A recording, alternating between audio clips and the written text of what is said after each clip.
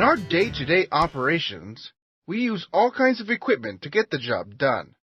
Whether we're talking about small tools or large machines, everything we use requires training in order to handle the work properly. This includes manual pallet jacks. A manual pallet jack is a hand-powered jack that allows you to move freight from one place to another. It does not have an engine. It's all down to manpower, and so all about you. If you're assigned a task that involves a manual pallet jack, you need to know how to operate it with care and efficiency. This short course is designed to teach you just that.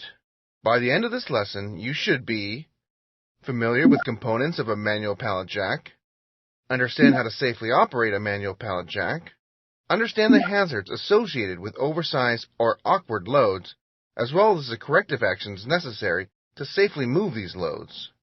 Know the required personal protective equipment required for any manual pallet jack operators. Know what to look for when inspecting a pallet jack before using it.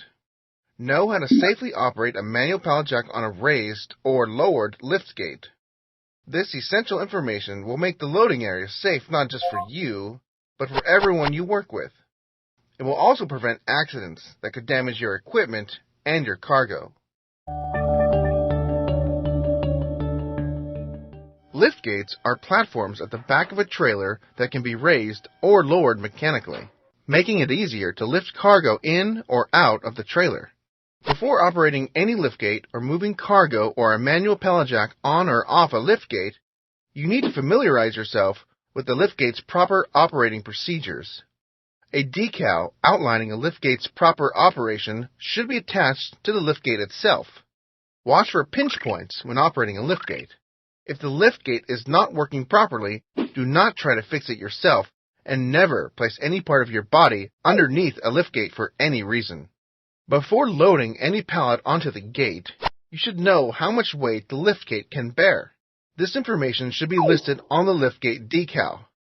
Some gates may dip when you transload weight levels near their maximum rating. That's why it is important that you lower the pallet jack or apply the parking brake before lowering the gate all the way down. In most cases, the parking brake is not a true brake. Lowering the forks requires the hydraulics to bleed down, and that might take a second or two. That's why you can never depend on lowering the forks to act as a true brake. Make sure you stabilize the load before you push it onto a liftgate. An unstable load will shift while being transloaded. A shifting load can fall and possibly knock you off the liftgate if not stabilized in advance. Never move a pallet onto or off a liftgate until the gate has stopped moving. Approach the gate slowly. Be aware of its edge. There is a no zone on any liftgate. You don't want your feet anywhere within 6 inches of the edge. If you're inside the no zone, you're more likely to lose your balance and fall.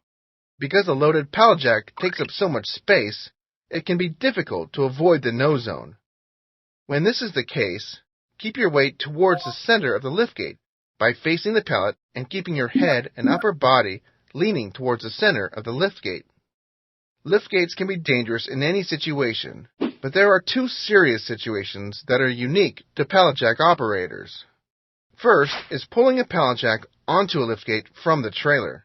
The threshold between a trailer floor and a liftgate often has a slight raise to it. It is very tempting for operators to build up speed to get over this area. However, when you pull too hard and fast, it's possible to step off the liftgate or have the pallet jack push you off the liftgate. It's even possible for the pallet jack to follow you off the liftgate and fall on you. That's why it is best to push a pallet onto the liftgate. The second situation occurs when the liftgate is not raised to its full height or bleeds down slightly. A pulled pallet jack can hang up on the threshold of the trailer floor.